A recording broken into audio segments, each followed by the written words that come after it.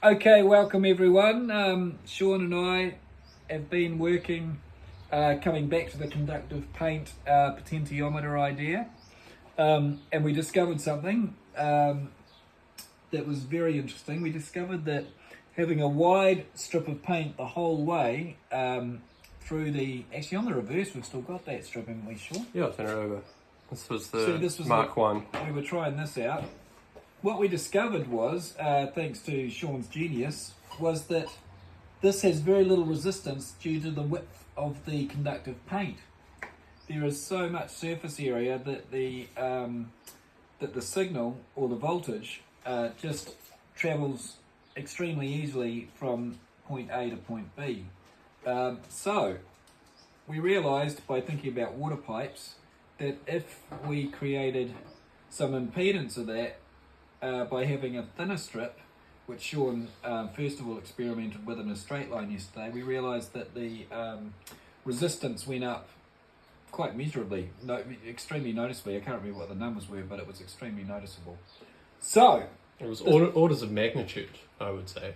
anyway, the new board we have, as we decided to, well actually Sean did, I can't take any credit for this, divide into three spaces because that's what we're looking to make usable on the instrument or on the potentiometer we want. We want three usable spaces.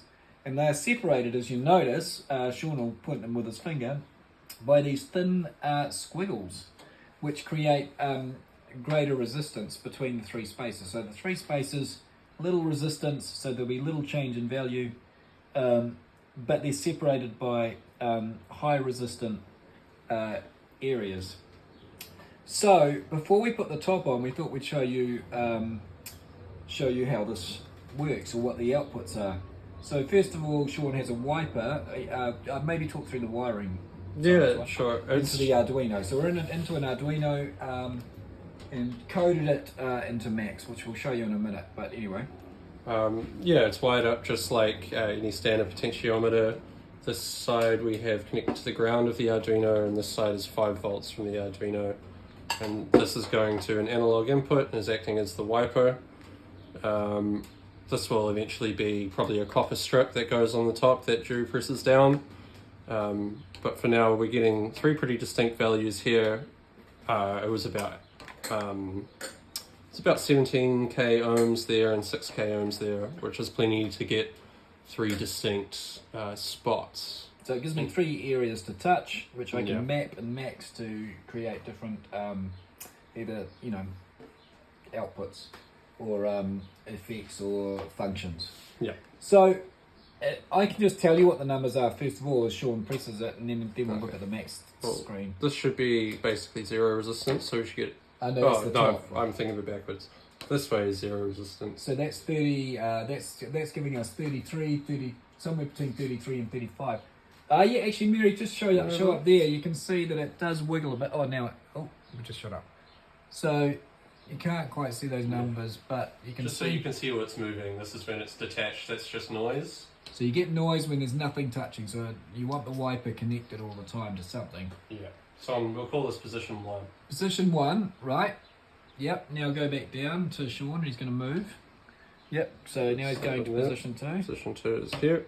So now you can see the slide has moved, and the number we're getting there is around 670, 680. It's jumping around a bit, but it's pretty good. If it goes up to the top, there we go. We get right up to the thousands, 1012, whatever, and just show Sean's position on the show the hand. Yeah. So there we go. And one more thing we could mention is that these big blocks, I can make this contact anywhere here, and we get basically the same value. Yeah, there's only a couple of integers in it on the computer side of things. Again, because of that low resistance Drew was talking about. Yeah, and if he swipes slowly through a squiggle, just go up to the screen, Mary. I'll try. It's like operation. It's pretty tricky though, but it's like operation. It's going to try and put it through the squiggle. Is it working? A little, yeah. I can't tell where you are.